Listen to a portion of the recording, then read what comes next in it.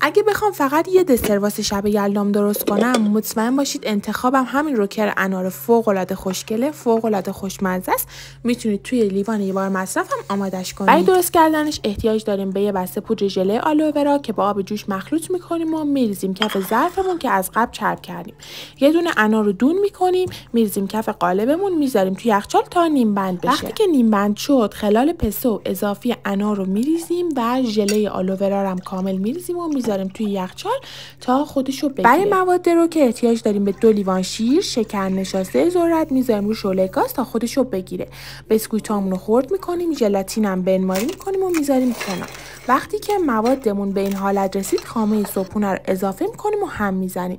بعدم از رو شعله برش میداریم و بسکویت و ژلاتین سرد شده رو بهش اضافه میکنیم. برای خوش طعمیش یه کوچولو وانیل هم اضافه کنید و هم بزنید و مواد رو بریزین توی قالب، بذارین 5-6 ساعت توی یخچال بمونه. فوق‌العاده است طعمش، حتما امتحانش کن.